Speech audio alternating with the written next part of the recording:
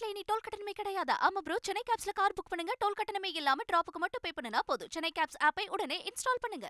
மத்தியில் கூட்டாட்சி, மாநிலத்தில் சுய ஆட்சி என்று வசனம் பேசியவர்கள் 20 ஆண்டு காலம் காங்கிரசுடன் கூட்டணியில் இருந்தபோது எதையும் போராடி பெறவில்லை என்று பாமக நிறுவனர் டாக்டர் ராமதாஸ் குற்றம் சாட்டியுள்ளார்.